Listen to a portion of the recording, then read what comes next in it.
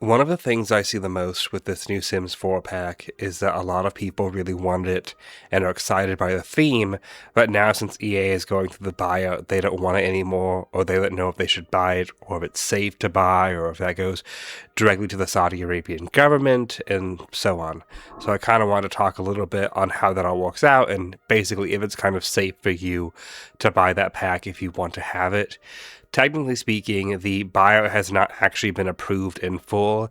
Yes, the higher-ups at EA has approved the buyout.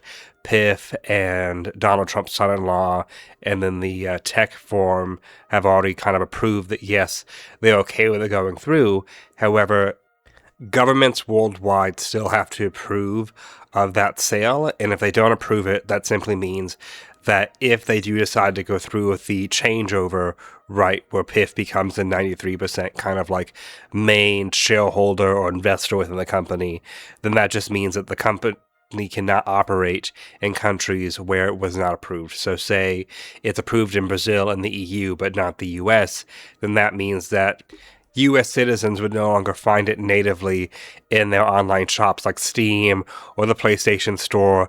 The EA app would also most likely have different like warnings or restrictions or things kind of changed to denote that it is no longer like American friendly or American approved or something to that kind of nature, really. So you'd kind of have to use a VPN or some kind of site that basically says this is a product like from the EU, or it might have like a thing saying not condoned by whatever, just kind of some kind of weird regulation stuff. And as of making this video, or at least the recording for the audio of it, at this time, EU and the United States both have not yet approved this sale to go through. So there's that, at least if you live in either of those countries or those regions. Now, as for if the buyout is approved by the government, is PIF more likely or less likely to back out based on if the Sims pack sells or not? And the answer really is that it doesn't matter if EA had $10 billion or if they only had 50 cents to their name. If this buyout is approved by the government, PIF will still take it over. They've done things similar with other companies before, and they'll kind of pull a Jerry on fabrics, especially with it being a US company. And what I mean by that is that the debt that PIF currently has itself as a government, they can shoehorn a lot of that debt to actually be EA's debt instead of PIF's debt.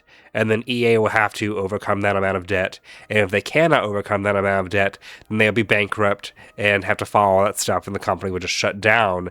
And it kind of gives a loophole for the Saudi Arabian government to not have to owe as much debt as they technically do owe worldwide right now. And it is possible that with this buyer, they might not even want to fully do that, and instead they're going to want to prioritize the growth of EA.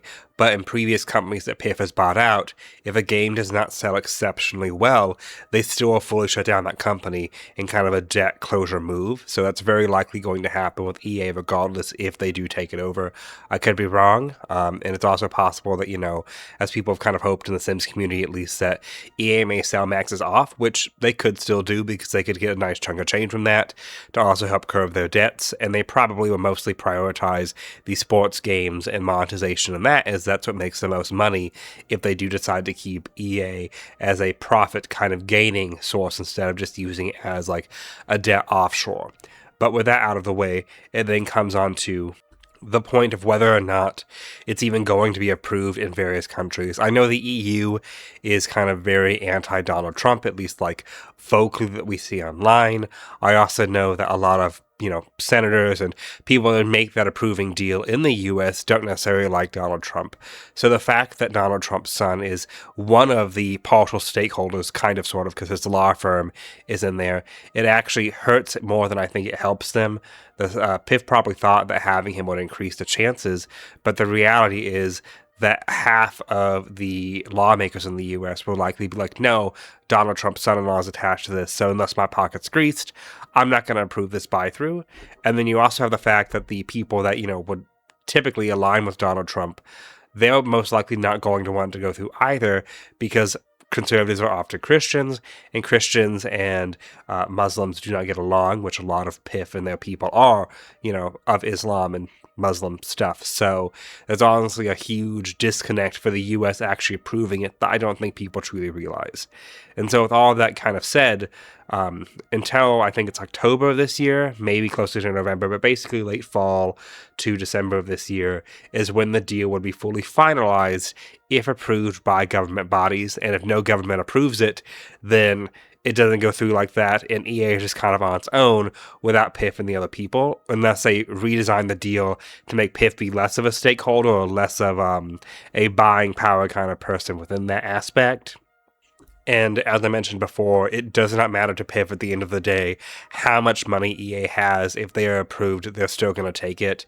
PIF has backed out before, but not because of the amount of money a company has.